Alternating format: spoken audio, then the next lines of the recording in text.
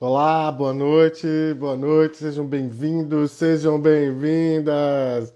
Última live Oscar Legal do ano e nós já estamos aqui. Uma das nossas convidadas já está por aqui, já vou incluí-la. E hoje a gente vai falar sobre a importância do atendimento à fiscalização tributária por parte das organizações da sociedade civil. Teremos duas grandes advogadas hoje aqui como convidadas e, além disso, outra grande advogada ao final, que vem aqui, a Ana Dolores, que vem para dar o resultado do sorteio dos livros que ela escreveu, o livro Organizações Sociais da Saúde em Pernambuco, Transparência e Controle. Então, ao finalzinho, a gente vai dar o resultado desse sorteio. São 7 exemplares, tá, gente? Aqui, ó, os livros estão aqui, são 7 exemplares que a gente vai mandar aí pelos correios nos próximos dias. Então, vamos lá, vamos chamar aqui, vamos convidar então uma das nossas convidadas já está por aqui. Vamos ver. Vou colocar ela para dentro. Vamos lá. Avante. E a gente vai ficar só no aguardo da Lúcia Bludene. Vamos lá. Só mais um pouquinho. Então, eu queria mandar um abraço aí a todo mundo que está chegando. Sejam todos muito bem-vindos, muito bem-vindas. Vanessa Rufa, seja muito bem-vinda. Obrigada, Lucas. Tudo bem? Beleza, uma honra, um prazer grande ter você aqui com a gente. Ai, obrigada. A honra é nossa, Lucas. Obrigada, viu, pelo convite. Muito bom. Já há algum tempo que a gente vem conversando. A gente já lançou aí um texto, você já escreveu um texto muito bacana. Foi publicado aí em parceria com a gente pelo Oscar Legal. Um texto que mistura poesia, mistura literatura, mistura direito e é um pouco também autobiográfico, né? Fala um pouco da sua história também. O texto ficou lindo, muito bacana. Quem não leu ainda, recomendo fortemente que leia. O nome do texto é Entidades sem fins lucrativos e a fiscalização tributária. Lições que aprendemos com a leitura da obra A Mulher que Matou os Peixes, de Clarice Lispector, de autoria da Vanessa Ruff. Então tá lá no nosso site e é só acessar por lá, gratuito, sem problemas. A gente vai falar um pouquinho sobre ele também. Vamos só esperar a Lúcia Bludene chegar por aqui. Vamos ver se ela já está por aqui. Vamos ver. Você sabe, Vanessa, ela já está por aqui, não? Só um instante, por favor, Vamos Lucas. confirmar. Tá bem. Enquanto isso, vou dar boas-vindas aí pro pessoal. Justina Santana. Ah, olha aqui, que acabou de chegar a Lúcia. Vamos lá, deixa eu convidá-la para participar também. Isso. Opa, parece que a Vanessa teve um probleminha aqui na conexão.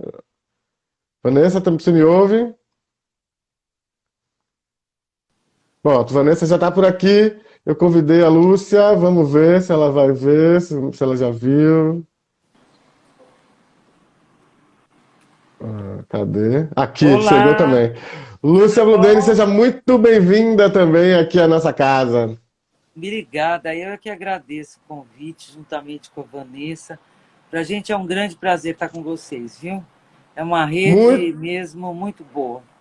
muito Obrigada. bom, fico muito feliz. É a última live do ano com duas grandes advogadas, duas referências. Para a gente é uma Obrigada. alegria inominável, assim, inenarrável poder estar com vocês aqui fechando o ano. A gente não fechou ainda o ano totalmente, porque ainda vai ter um debate semana que vem, mas as lives a gente fecha com duas advogadas incríveis e eu fico muito feliz de poder recebê-las aqui hoje. Fiquem à vontade aqui no nosso bate-papo, tá bem?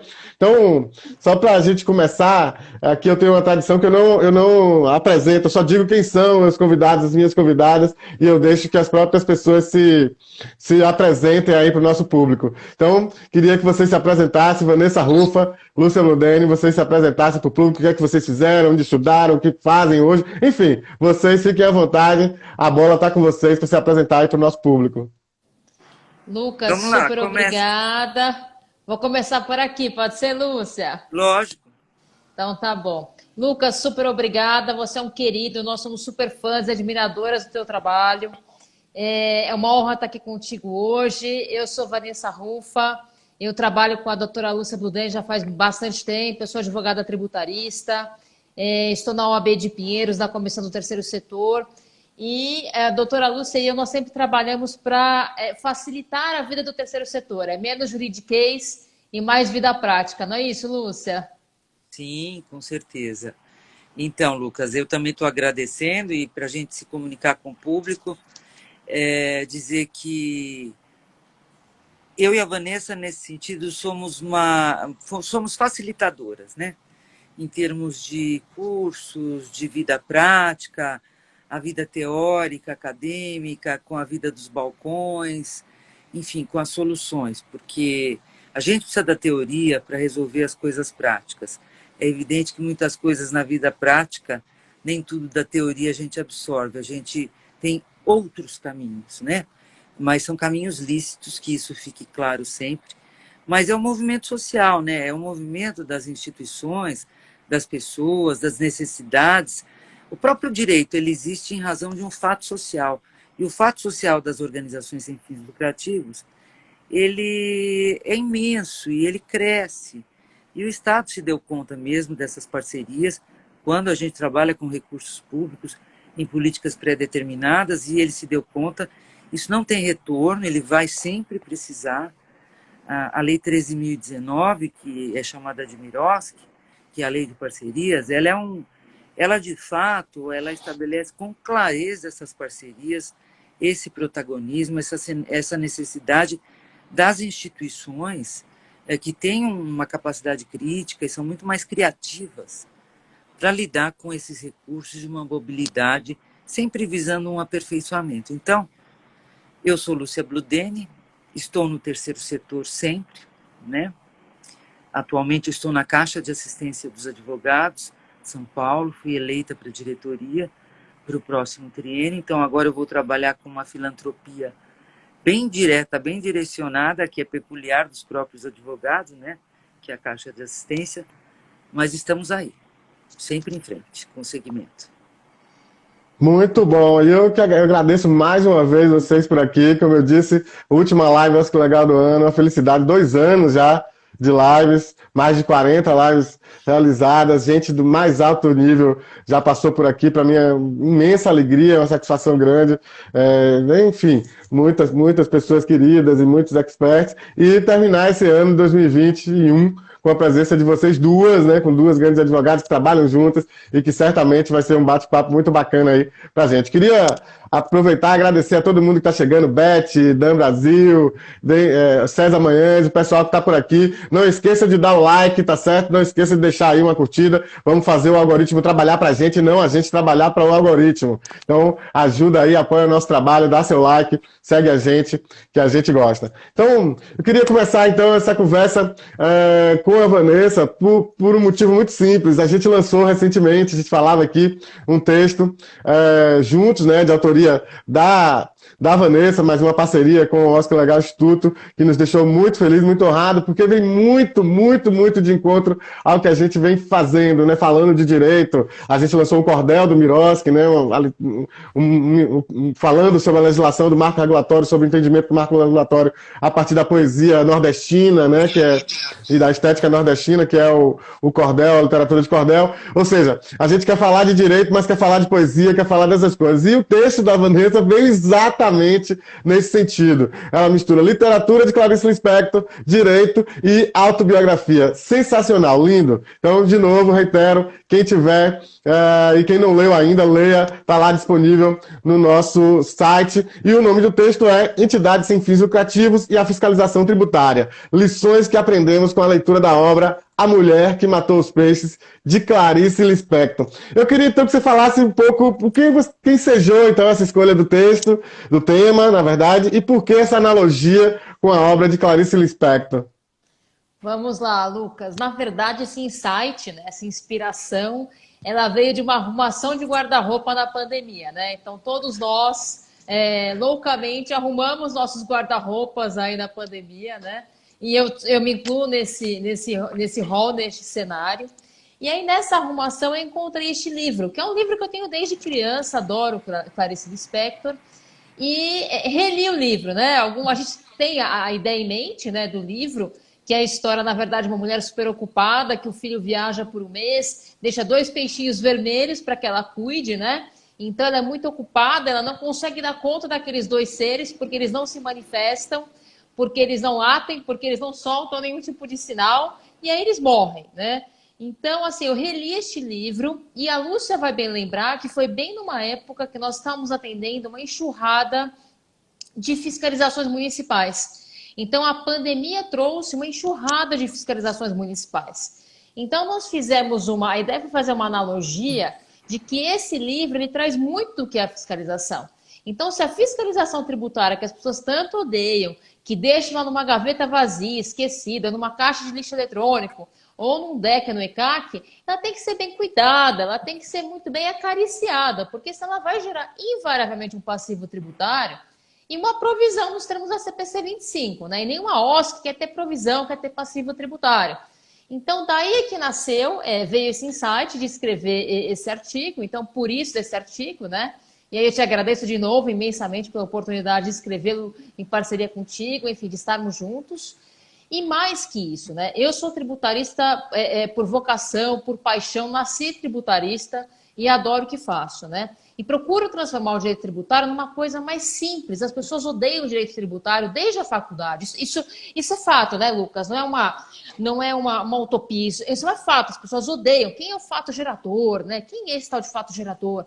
Então a ideia é sempre trazer para deixar uma coisa mais leve para as pessoas. Então, a ideia de escrever esse texto foi exatamente de aproximar as pessoas que estão na linha de frente de operação das OSCs, que fazem a coisa acontecer, e se aproximem também da fiscalização tributária. Que não fica aquele jogo de empurra de batata quente, né? Quem cuida de fiscalização? É a contabilidade, não, é o jurídico, não, é o departamento fiscal, não, é o contador, não. Somos todos nós, uma grande banda, e a música tem que sair muito bem concatenada aí no final, né? E o outro motivo para escrever esse artigo foi exatamente pelo fato de que a gente quer que as pessoas compreendam que o processo de fiscalização, seja ele estadual, municipal ou federal, ele não é uma entrega de um amontoado de PDFs ou de caixas que a gente chega lá com o carrinho para entregar para o fiscal. Muito pelo contrário. Ele é um procedimento multidisciplinar, na medida em que ele envolve diversos departamentos das OSCs, sejam eles internos ou terceirizados. Então, envolve o jurídico, geralmente o jurídico fica owner, né, dessa fiscalização, na medida em que ele audita, compila e envia os documentos. Depois nós temos o departamento contábil. A contabilidade é o coração das OSCs, né? Os advogados que me desculpem, sou uma advogada apaixonada, mas a contabilidade, ela invariavelmente ela é o coração das OSCs, né? Então, o fiscal sempre vai pedir o quarteto fantástico. Quem que é o quarteto fantástico? Balanço, DRE, DMPS e DFC nas fiscalizações. Então, a gente precisa desse substrato da contabilidade. Depois, o departamento pessoal. Então, os fiscais geralmente pedem RAIs para ver quem está nessa folha de pagamento, quanto é pago para essas pessoas, se há remuneração de dirigentes e se eu cumpro os requisitos da Lei 953/97, de 97, da Lei do SEBAS e por aí vai. E o departamento fiscal, que é emissão de nota fiscal, que é cumprimento de obrigação acessória. Então, a fiscalização, não importa quem será o owner, se é o Lucas enquanto diretor jurídico, se é a Lúcia enquanto diretora de controladoria, ou se é a Vanessa que está no departamento pessoal, o que importa é que isso tenha um dono, né? E que as pessoas saibam o que fazer e como fazer. Então, primeiro, ele é um processo multidisciplinar. Segundo, ele é um processo estratégico. Então, ele tem que ser cumprido a tempo e modo.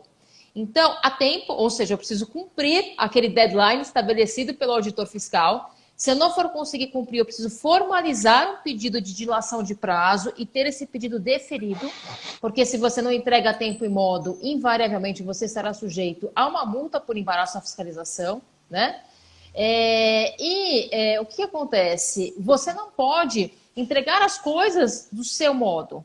A OSC quer entregar tudo em Excel, quando o auditor solicitou tudo em PDF com OCR. Isto parece uma bobagem, mas não é. Se você não entrega dentro do tempo estabelecido e na logística estabelecida pelo auditor fiscal, você estará fadado, além de lavratura de autoinfração por um principal, que indica principal juros e multa, também por um embaraço à fiscalização, né? E por último, quer dizer, além de ser um processo multidisciplinar estratégico, ele está intimamente relacionado com controles internos. Porque quando vem as perguntas da fiscalização, a gente tem que ter um material interno muito bem concatenado. Então, vamos afastar essa ideia pré-estabelecida e pré-concebida de que atender fiscalização é uma coisa chata, de que atender fiscalização é um amontoado de PDFs, porque não é. Não é isso, Lúcia? É, as pessoas precisam tirar, principalmente os gestores das instituições, esse pavor da cabeça, tá? Porque nós somos falíveis, o contador é falível. Ele esquece de fazer uma transmissão, algum departamento esquece de fazer um lançamento, mas para tudo tem um jeito, para tudo tem remédio. O que é importante é essa disposição clara de toda a equipe da instituição, de que elas estão trabalhando de forma correta, fazendo os lançamentos, fazendo os controles, mas pode escapar, né? Então, numa auditoria como essa, é possível que a gente se depare com situações que a gente não esperava, mas para tudo tem um jeito. E o que é importante é ter essa disposição de acertar. Aquele velho ditado, quem não deve, não teme. A gente pode errar por desconhecimento. E isso pode até ser relevante em termos de uma defesa, de um pedido de dilatação de prazo para determinados cumprimentos.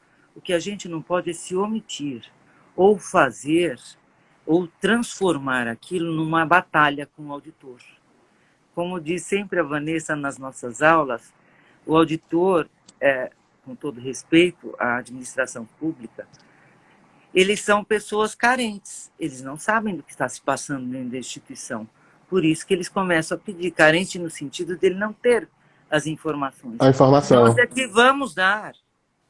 E dê com consciência, dê com certeza daquilo que está fazendo.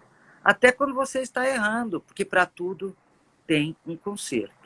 O que não dá é para ser omisso. Porque aí você se surpreende com autos, né, que são lançados, e aí você não. Tua defesa fica muito mais difícil. Muito bem, muito bacana, muito bacana. Começamos muito bem essa nossa conversa. Eu queria cumprimentar aí o pessoal que está chegando, sejam todos muito bem-vindos, muito bem-vindas. Fátima Nascimento, toda a equipe do Elo, Ligação e Organização. Catiane Rodrigues, minha amiga querida de Guanambi, Bahia. Edvaldo Mendes, Isaac Apolônio, todo mundo, sejam todos muito bem-vindos, muito bem-vindas. Não esqueça de deixar um likezinho aí para ajudar o nosso trabalho, fazer os algoritmos trabalharem por nós. Queria voltar aqui, para quem está assistindo, nosso público tem muito dirigente de pequenas organizações do Brasil inteiro que assistem ao vivo e que assistem depois. A gente fala também com o futuro aqui, né? Porque fica registrado no nosso canal no YouTube, as pessoas assistem depois. E essas pequenas organizações que não têm também a familiaridade com esse procedimento, com esse termo que é a fiscalização tributária. Explica assim um pouco objetivamente, mas assim, que é essa fiscalização tributária que causa tanto alvoroço nas organizações e o que a experiência de vocês revela acerca desse atendimento, dessa fiscalização. Bem, só para eu dar uma resumidinha, depois a Vanessa entra com os termos mais técnicos tributários. A gente, quando é uma instituição sem fins lucrativos, seja o número de anos de existência que ela tem um CNPJ. Ela é uma união de pessoas que se transformaram numa vestimenta jurídica de uma associação. Vamos falar das associações, que é mais fácil, e é a grande maioria, e são as menores, que têm mais dificuldade para se entender nesse universo tributário aí de fiscalização. Então, nós recebemos uma roupagem jurídica de uma associação sem fins lucrativos com a nossa vocação prioritária.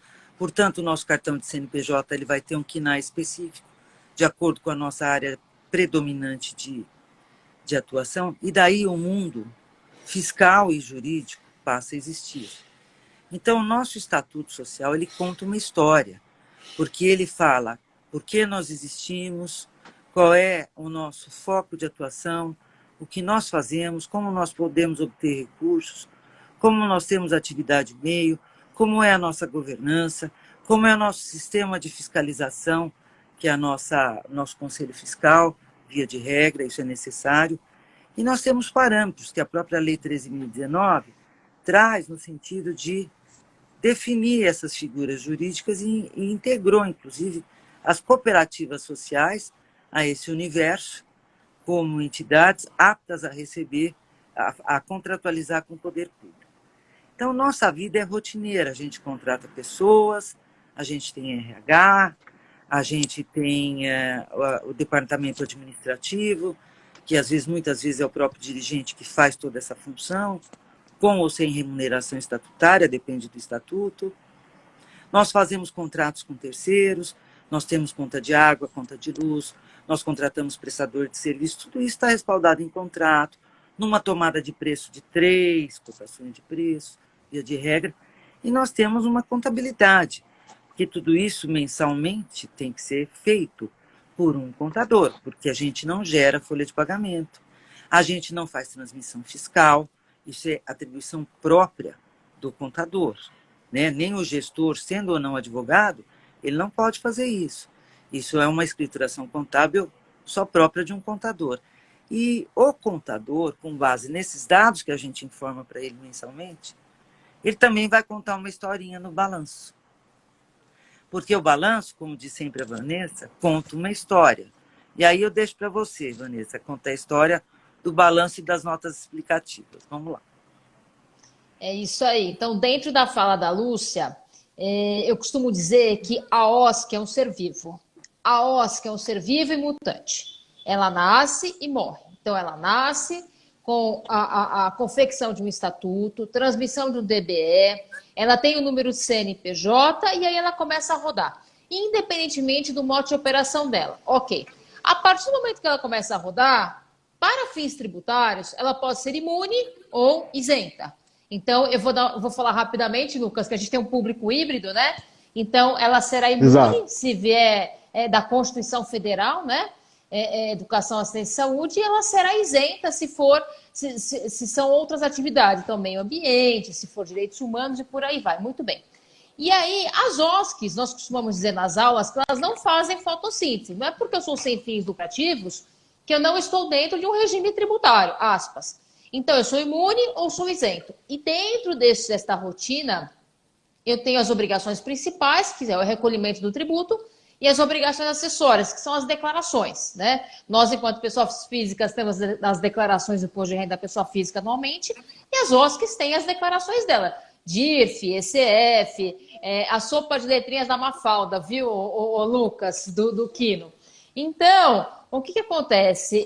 Tem as obrigações acessórias, muito bem. Então, neste ecossistema tributário das OSCs, então, o que acontece? Elas se declaram como imunes ou isentas em ECF, declaração acessória, uma declaração transmitida para a Receita Federal. Elas se declaram como imunes ao IPVA, elas se declaram como imunes ao ITCMD, ou declaram imunes ao ISS ou IPTU.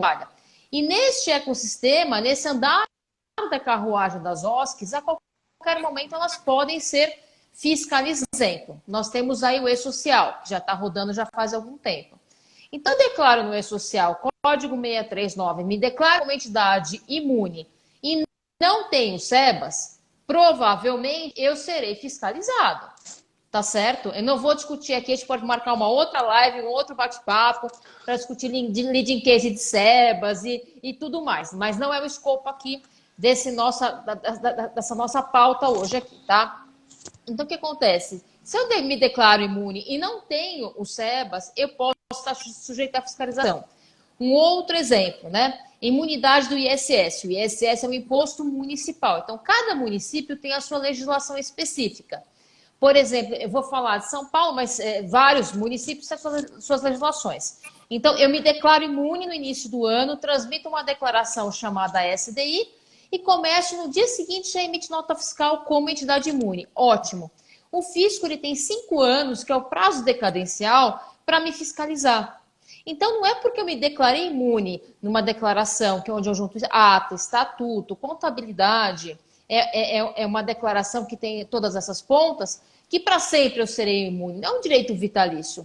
O fisco pode e deve, dentro de 5 anos, me mandar uma intimação, uma notificação, perguntando, Vanessa, da sua OSC eu quero saber, para o período tal e tal. Então, ele sempre pode buscar os últimos 5 anos, tá? Então, hoje, por exemplo, a Prefeitura de São Paulo poderia me fiscalizar de 16 para frente, tá? Então, geralmente, o que eles pedem? Eles pedem a ata para ver se não há vacância, eles pedem estatuto para ver seu estatuto está condizente com o seu cartão CNPJ, se está condizente com as suas contas contábeis nos termos da ITG 2002. Eles perguntam se você tem SEBAS. Eles pedem o quarteto fantástico da contabilidade, especialmente o livro Razão. Que o livro Razão, lá você vai ter um analítico de tudo que você fez. Então, por exemplo, se a minha OSC ela celebrou um contrato com a Microsoft para a minha OSC utilizar um software, e lá no meu livro Razão, o fiscal identificou este pagamento, essa despesa, o que ele vai pedir para mim? O contrato de prestação de serviços celebrado com a Microsoft e a nota de prestação de serviços. Então, eu estou dando um exemplo para vocês de uma fiscalização municipal. No caso de IPTU, a prefeitura vai pedir matrícula, para ver se de fato a OSC é a proprietária daquele imóvel, quais são as finalidades dadas àquele imóvel, tá? Eventualmente, se tem algum imóvel que é de algum diretor estatutário e ele loca para a OSC por um preço muito acima de mercado, da distribuição de superávit. Então, tudo isso, o fisco ele vai pedir um rol, uma série de documentos para, no frigir dos ovos, e resumidamente falando, esse a OSC cumpre os requisitos do artigo 14 do CTN, que é manter a escrituração contábil nos termos da ITG 2002, não mandar dinheiro para o exterior e também ter aí as suas contas em dia. Então, basicamente, o que o fisco quer ver é se você está cumprindo o 14 do CTN. Só que eu posso cumprir este ano, o outro ano não. Né? E a autoridade administrativa é um ato administrativo plenamente vinculado, não é um ato discricionário. Ele precisa te fiscalizar, ele precisa ter esse olhar. Então, no fundo, o nosso mantra é: cumpram o artigo 14 do CTN em qualquer fiscalização. Muito bacana. Esse é um tema espinhoso e vocês, em termos de 3 a 4 minutos, mais ou menos, conseguiram dar conta do tema. Muito bom, muito bom. Acho que o pessoal que está aí dá para entender. Óbvio que aqui é um bate-papo, né? Que as pessoas que quiserem se aprofundar podem procurar, evidentemente, a doutora Lúcia e a doutora Vanessa, elas vão poder explicar melhor. E tem material também, a gente tem aí disponibilizado também informação, mas muito bacana, como diz aqui o pessoal não sei o nome da instituição, a msap.m, enfim, está dando parabéns, dizendo uma aula no que também eu concordo, muito, muito, muito bacana. Queria aproveitar e mandar um abraço aí para o pessoal da entidade, um abraço também para o pessoal do Abraço.org, para minha mãe que está aqui assistindo, um beijo. Professora Karine Rocha está aqui também, presidente da Comissão de Direito do Terceiro Setor aqui da OAB Bahia, nossa presidente. E a Michele Rodrigues, todo mundo que chegou aí, sejam todos bem-vindos, bem-vindas. E não esqueçam de dar aí um like para a gente, aquele coraçãozinho, para ajudar a gente a fazer com que o algoritmo trabalhe para nós. Tá bom? Então, todo mundo dando um coraçãozinho e dando um like para a gente. Queria fazer uma pergunta para vocês, também nesse sentido de orientar até as organizações. Tem um dono, né, dentro dessa fiscalização, dentro da organização, tem uma pessoa eminentemente responsável que o fiscal vai chegar lá, é você que é o culpado, ou algo assim, ou essa questão é diluída, não tem essa função específica, ou depende do estatuto. Como é que é isso para dentro das organizações? Olha, normalmente você tem dentro da instituição, é óbvio que você tem ali uma definição estatutária de como é gerida a instituição. Normalmente, quem ordena e quem controla essa situação, hoje a gente usa muito a expressão diretor administrativo financeiro, porque ele engloba um olhar exatamente das finanças, da administração. Ele pode contratar pessoas, dependendo da estrutura da instituição, ela naturalmente vai contratar pessoas para atuar nessa área, né? Que seria a parte de contas a pagar, contas a receber, todo o controle de gestão de contratos. Então, você faz as divisões internas de acordo com a sua necessidade. Instituições grandes criam cargos de superintendência, contratam, remuneram muito bem, por sinal, grandes instituições. E assim nós vamos. Para aquela instituição pequena, menor, quem vai fazer essa função diretamente, e acaba sendo assim, de entrar no banco, de fazer autorização, fazer o pagamento, são os próprios dirigentes. Você não tem aí uma procuração dando esses poderes para um superintendente. Você pode até ter um limite de autorização no banco para que o seu funcionário que está nesta área, ele tenha um limite de pagamento, mediante processo prévio de autorização. Gente, os controles são fundamentais, senão a gente se perde, tá? Então, a gente não parte do pressuposto que a gente vai ter pessoas que não vão dar conta do recado dentro de uma estrutura organizacional. Para isso, a gente contrata pessoas que vão atuar nessa parte administrativa financeira, sob a batuta de um diretor administrativo financeiro e o próprio presidente da organização. Porque, historicamente, é assim, 3, 4 pessoas é que tocam, que fazem a banda rodar. 3, vai, normalmente é assim, é o presidente e essa pessoa que cuida das finanças, né, que são os maiores gestores da instituição. E um jurídico, como é o caso da gente, vamos dizer assim, que faz uma gestão de assessoria permanente. E o próprio contador, com quem você tem o diálogo também a todo tempo sobre as contas. Mas é importante que não se atrase no envio de documentação mensal, para que o contador possa fazer os lançamentos nas devidas contas contábeis dentro do próprio sistema que ele tem, e depois isso vai aparecer no balancete e vai aparecer no balanço final. O próprio Conselho Fiscal, ele tem essa função, ele vai receber previamente esse fechamento, ele pode pedir para abrir algumas contas que ele quer entender melhor, que ele não está entendendo. Tudo bem. E assim nós vamos. O diálogo, gente, é sempre fundamental. Não existe uma pessoa, obviamente, o primeiro responsável em casos de fraude é o presidente da instituição, né? E aí você vai nessa gestão, tanto é que quando você vai trabalhar com todos os cadastros em nível municipal, estadual e federal, o primeiro CPF que aparece é do dirigente. Então pronto, não preciso nem te dizer. Agora, a declaração de solidariedade ou de subsidiariedade em caso de eventual fraude, ela não é de bate-pronto. Ela exige um processo onde se declare, onde se constate que houve desvio, que houve fraude, para aí sim começar a ir em cima de bens patrimoniais dos dirigentes estatutários. E depende de um processo judicial, não é assim. Tanto é que a nossa luta no Mirosc, na primeira lei, foi exatamente isso, que felizmente nós conseguimos uma alteração, que lá dizia que o dirigente, ao assinar qualquer tipo de parceria, ele já se declarava solidariamente responsável. Isso não é possível. É você fazer uma fiança numa parceria, porque por mais que o gestor tome conta, pode escapar coisas, gente.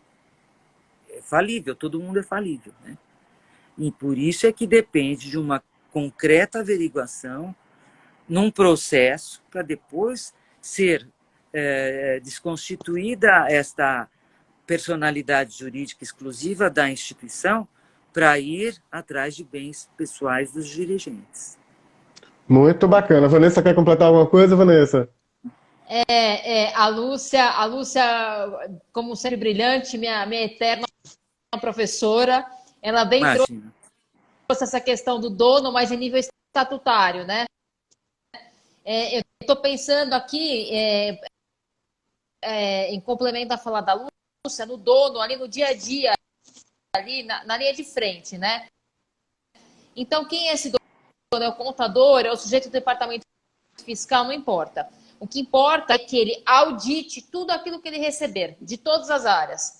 Audite, compile para ver se há uma congruência. Muito bom. Então, tá aqui a Justina Santana está perguntando se essa live vai ser disponibilizada. Justina, essa live fica aqui no Instagram, salva aqui no IGTV, no Instagram TV, e vai também para o nosso canal no YouTube. Aproveita, se inscreve lá no nosso canal que você vai receber todos os avisos, né, quando forem postadas as novas lives. Então, tem essa live. E aproveito para dizer também que lá no nosso canal no YouTube, semana que vem, nossa última atividade do ano vai ser o debate Oscar Legal. A gente vai fazer uma retrospectiva de 2021 e uma perspectiva 2022 aí. Temos 4 convidados para falar um pouco com a gente e certamente teremos outros convidados especiais também.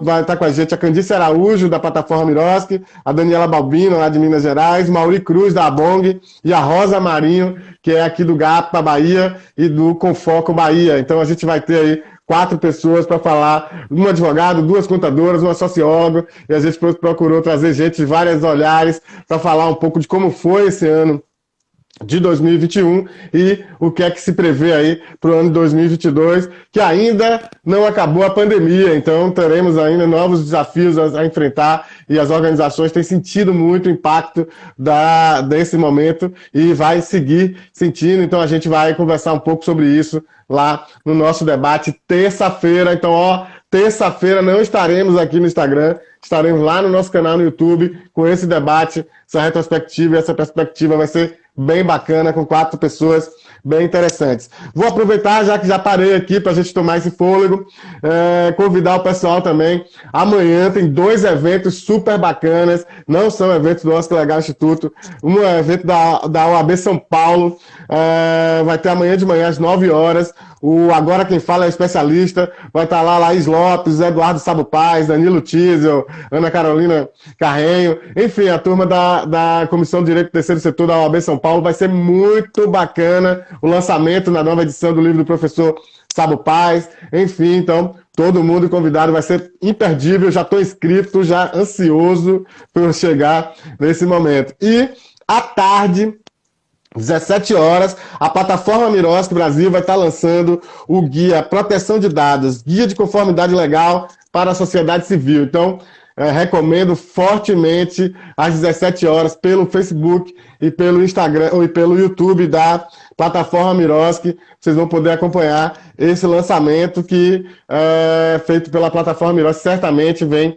coisa boa por aí a cargo do SBSA Advogados, a equipe da Laís Lopes e da Maraísa Cesarino, que tem trabalhado bastante nesse tema da conformidade com a LGPD. Então, convites feitos aí, não deixe de dar seu like, o pessoal está dando like aí, que bacana. Vamos voltar aqui para a nossa entrevista. Hoje nós temos 2 convidadas, o tema é absolutamente interessante e daqui a pouco ainda tem o resultado do livro, do sorteio do livro, tá? A autora vai entrar aí já já, ela não aparecendo, mas deve aparecer a qualquer momento e a gente vai trazer ela aqui para divulgar o resultado do sorteio. Então vamos voltar aqui, vamos voltar com as nossas convidadas. A gente já trouxe diversos elementos, né? Eu já anotei aqui, se eu for fazer todas as perguntas que eu já anotei aqui, a gente só sair daqui meia-noite. Então não é definitivamente o caso, a gente só vai até às 19 horas. Então, eu queria saber de vocês a coisa voltando aí à metáfora, Vanessa, do seu texto, né? Qual seria esse alimento para a fiscalização tributária e qual a penalidade para o alimento equivocado, né? Ou para a falta desse alimento? Como é que a gente pode trabalhar essa metáfora com as questões de fiscalização tributária? Ser mais leve e poético para falar de coisa tão pesada.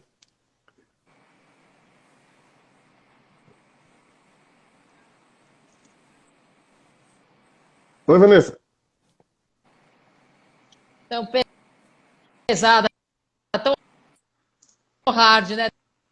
Tão power, né, Tá Lu? ruim o som, Vanessa. Vanessa, Então, acho que a sua conexão não tá legal, o seu som tá picotando. na verdade, o que a gente vê na obra da Clarice Lispector? Os peixes, tá me ouvindo? Tá me vendo? Tá me vendo? Sim. Agora voltou, mas tava cortando. Vamos lá. Tá me vendo, Lucas?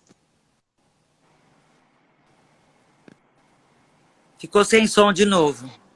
Vanessa, a sua conexão acho que não tá legal. Não, a Tá me sua conexão não ouvindo? tá legal. Tá indo e voltando. Você tá. Então, na obra da Clarice Lispector, então, e aqui a gente não quer que a fiscalização.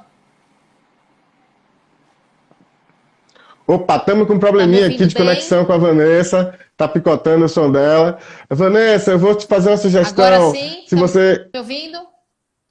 Tá voltando, mas não tá legal. Eu vou fazer uma sugestão para você sair e voltar, tá? Enquanto isso, eu sigo aqui, a Lúcia vai falar comigo um pouco, e aí você volta e reassume, a gente volta de onde você parou, tá bem? Porque tá picotando, não tá melhorando, enfim.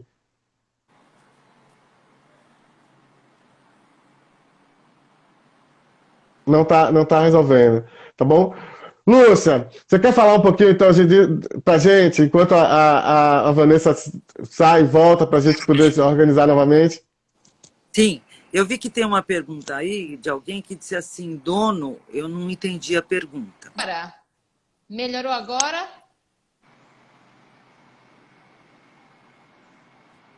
Vai, Lucas. Tá me ouvindo agora?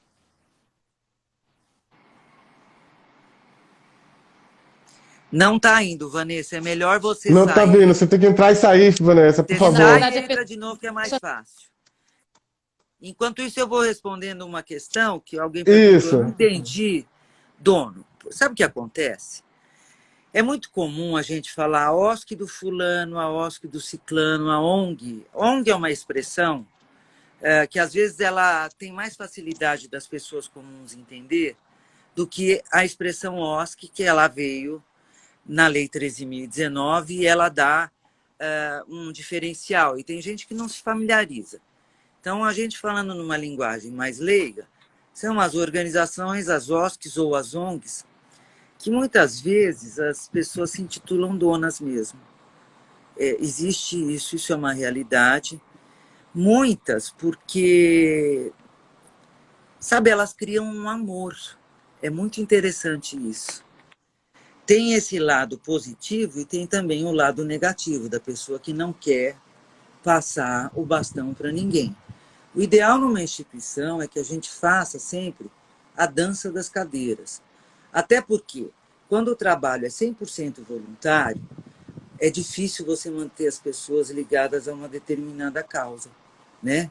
Ainda com o Miros, que a gente tem aí a possibilidade já, e já tinha, com o próprio SEBAS, sem prejuízo do SEBAS, né?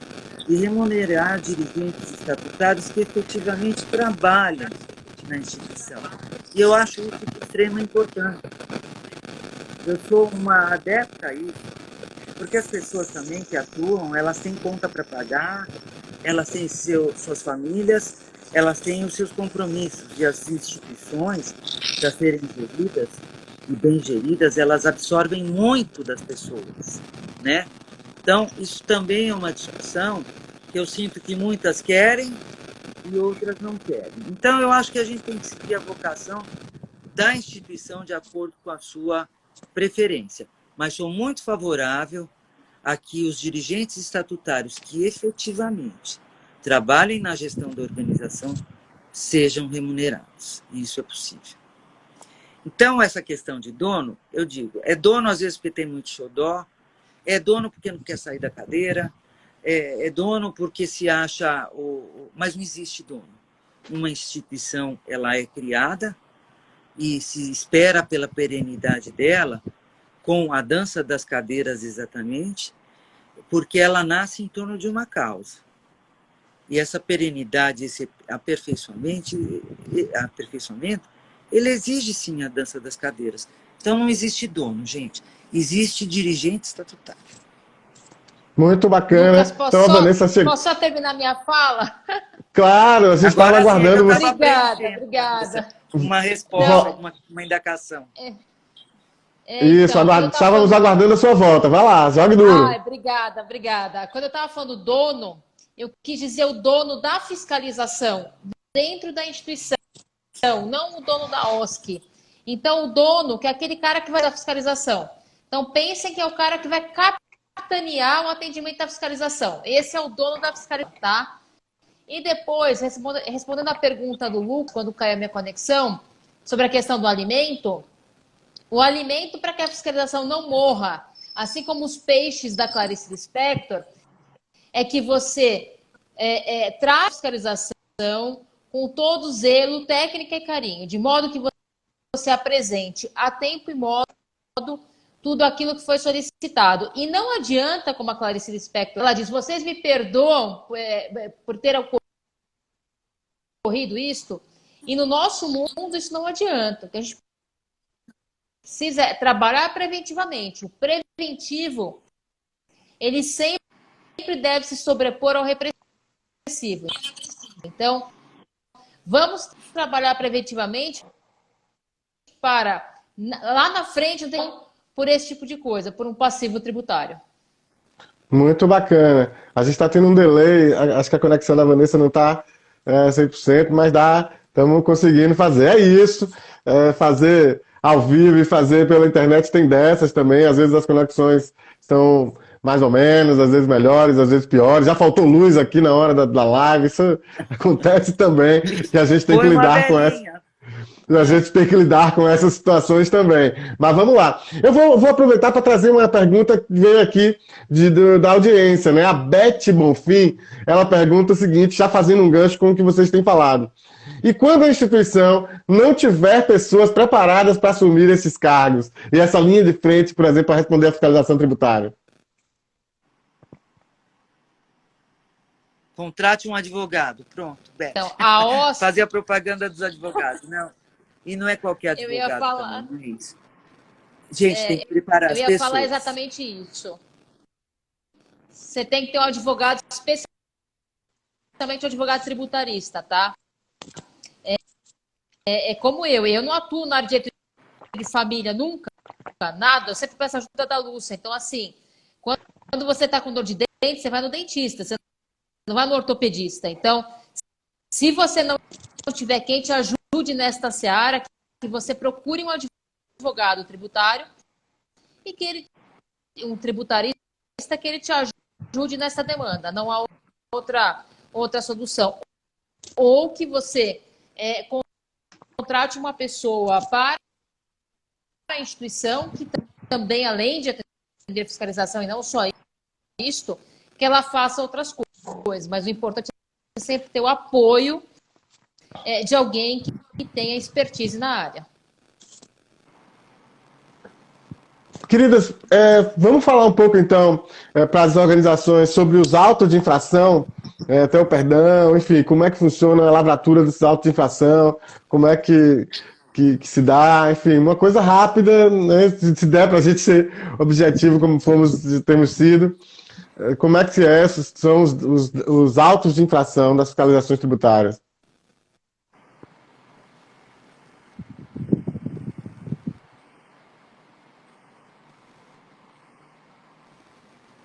Ouviu, Vanessa?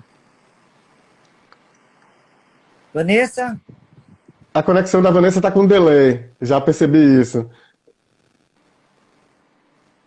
Então, Lúcia, se você quiser começar, ela tá com problema sério de conexão. Tá. Para mim, parece isso. Sim. Você não quer mudar de lugar, Vanessa? De Ela repente é já melhor ela caiu, sair e caiu para voltar aqui. voltar. Então, Lúcia, se Eu você vi uma puder. questão, eu vou falar, mas eu vou esperar que ela entre, que ela vai dar melhor detalhamento dos autos de infração. Eu vi aqui uma questão das pessoas questionando que muitas OSCs, elas trabalham com editais, né? E como prever essa contratação, essa pessoa especialista, porque às vezes você não tem essa rubrica. Esse é o eterno problema, gente, da falta de recurso de uma instituição menor. E a questão dos editais, veja, os editais eles permitem muitas coisas. A questão orçamentária de uma instituição é algo muito delicado. E, infelizmente, gente, é só apertando a grana para poder dar. Não tem jeito. O gestor de uma instituição, ele também tem que ser um bom negociador. Eu sei que os preços de mercado estão aí, não são lançados preços aleatórios nessas planilhas orçamentárias para atendimento de projetos, mas a gente tem que trabalhar com o nível do razoável, sem demérito a ninguém, tá? Sem demérito a profissional nenhum, sem demérito a ninguém, mas não existe essa lógica, eu vou ganhar tudo agora. Não, não é essa. O raciocínio é o raciocínio da economia. Só consegue ir para frente empresário e organização sem fins lucrativos que tem os pés no chão, que gasta de acordo com aquilo que ele pode gastar. Não é o que o dinheiro me permite gastar. Quanto mais economia a instituição fizer, melhor ela vai ver que o fluxo de caixa dela vai funcionar e vai sobrar recurso, efetivamente, para determinadas funções.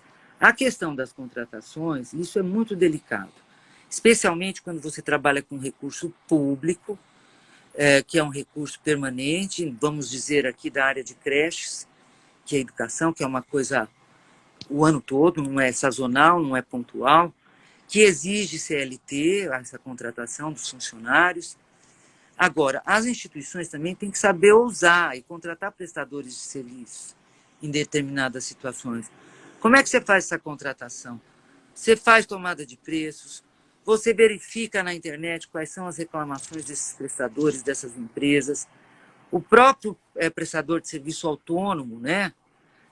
Você também tem que checar, avalia o cartão de CNPJ desta pessoa que você está contratando, né? Para ver se tem congruência entre o produto que ele está te oferecendo no contrato em termos de prestação de serviço e o que diz o CNPJ dele, se é isso que ele faz, né?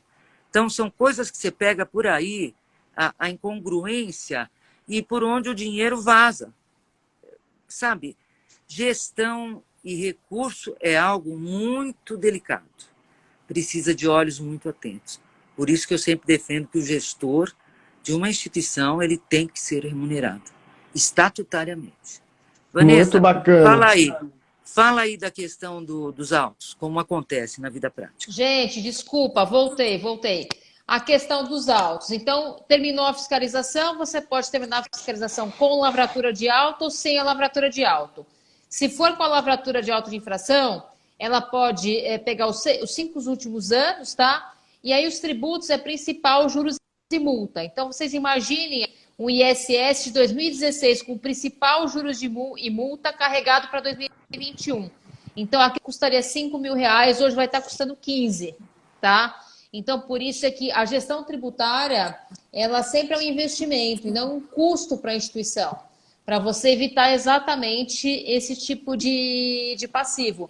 E aí você tem a lavratura do auto, você pode pagar, parcelar ou se defender em 30 dias, e aí você tem uma primeira instância administrativa, depois uma decisão, uma segunda instância administrativa, e aí depende do órgão, se for federal, a segunda instância é o CARF, se for municipal, é o Conselho Municipal de Tributos, e por aí vai. Mas o processo, o auto de infração, ele sempre dá a possibilidade para os princípios do contraditório e da ampla defesa. Então, você vai se defender, vai colocar ali seus argumentos.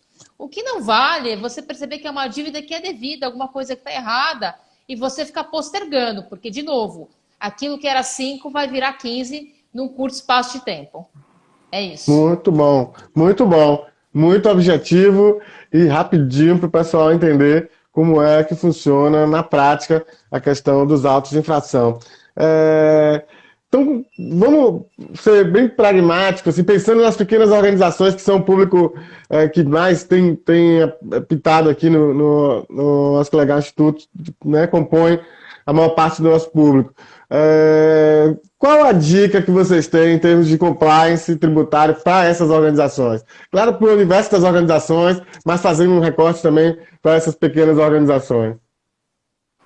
Bom, eu acho que o primeiro passo é manter a contabilidade dentro dos ditames da ITG 2002, que é a norma contábil que rege as OSCs, essa é a premissa básica.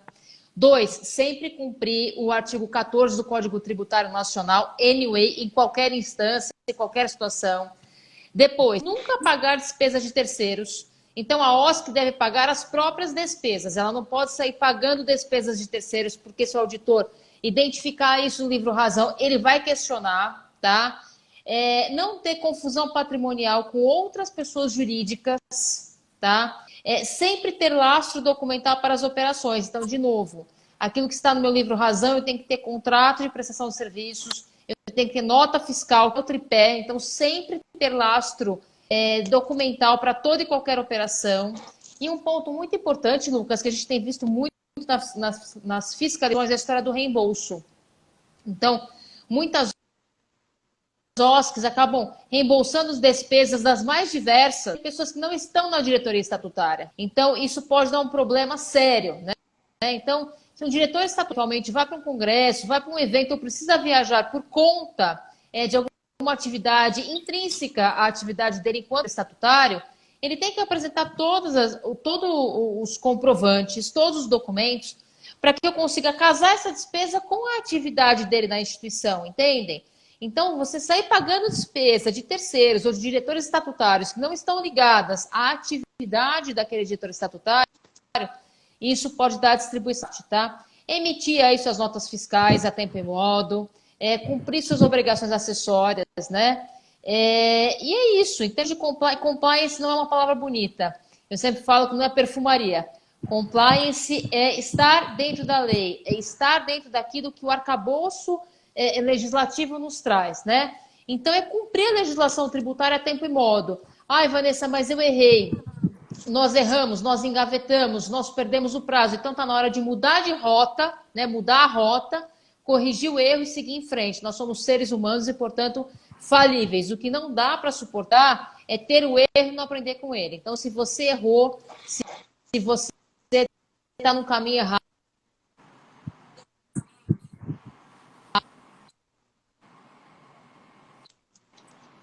Opa, tivemos aqui de rota. novo Esse uma, é o nosso conselho aí.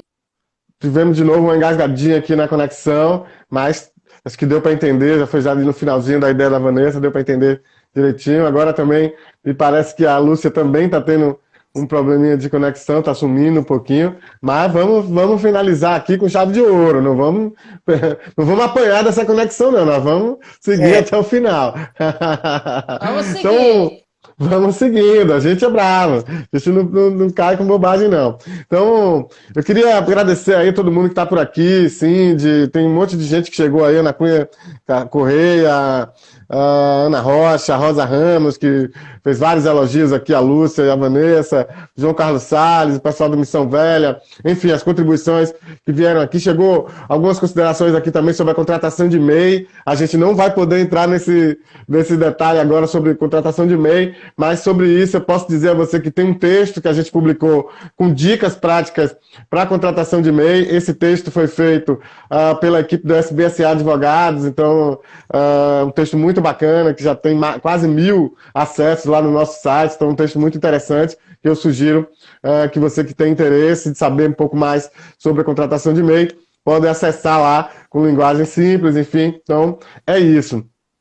Meninas, então, queria pedir para vocês, a gente está com o tempo já finalizando, a dizer para o pessoal que a Ana Dolores, que é a autora do livro, não pôde entrar, ela está no trânsito, parada no trânsito em Recife, ela não conseguiu chegar em casa por conta do trânsito, isso também faz parte dessa vida também, né, com a volta aí das atividades presenciais, meio virtuais, ela não conseguiu chegar, mas de todo modo eu vou falar o resultado do sorteio daqui a pouco, as minhas convidadas vão ficar por aqui mais um pouquinho para ouvir o resultado. Mas eu vou pedir, então, que elas deixem aí suas honrosas despedidas, cada uma delas possa dar uma dica final aí para a nossa audiência e fazer as suas despedidas. Meninas, com vocês.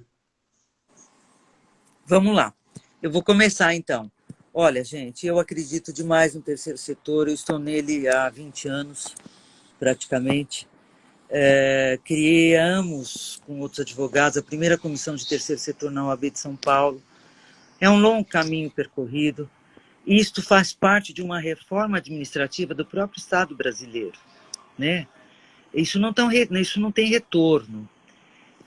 Acredito muito que isso é um processo civilizatório também, porque a própria sociedade civil, seja por causas que ela entende necessárias, seja para a execução de políticas públicas, seja para movimentos de toda ordem, desde que não sejam ilícitos, né? E tudo é permitido no nosso país. E eu acho que, basicamente, sim uma forma, é um processo civilizatório. Eu defendo essa mesma palavra há 20 anos. Quer dizer, é esse protagonismo da própria sociedade, dos indivíduos, em prol de um bem comum, que é para todos, é eterno, é perene, né? Lógico que os eixos e os ângulos das necessidades podem mudar de acordo com o momento histórico e evolutivo que a gente está, como hoje, por exemplo, a tecnologia da informação é imprescindível para qualquer atividade profissional. Então, o mundo caminha, a sustentabilidade também é algo que a gente precisa tomar muito cuidado, né? Mas naquelas políticas básicas, direitos fundamentais, que o Estado não tem o servidor, não tem o seu equipamento, são as instituições que vão fazer isso, né, como política pública. Eu acredito demais no segmento, acredito que todos devem ter sua remuneração devida e justa, ninguém vive de brisa. Os recursos têm que contemplar isso com os repasses, tá certo? E voluntários também são uma parte determinante nas estruturas do terceiro setor, né? E sempre são muito bem-vindos. E a profissionalização é o toque de caixa. Muito obrigada, gente, por ter nos ouvido. Bom, E pelo convite, viu, Lucas? Para finalizar, eu queria dizer que eu visto a camisa, a bandeira e tudo mais. Eu sou muito apaixonada pelo terceiro setor, sou muito apaixonada pelo que faço, sou muito grata pela doutora Lúcia, minha eterna parceira. E, Lucas, muitíssimo obrigada. É uma honra estar com você, aprender com você. O trabalho que a OSC Legal faz é sensacional. Foi muito bom estar aqui com vocês hoje. Muito obrigada. Meninas, eu que agradeço demais aqui a participação de vocês.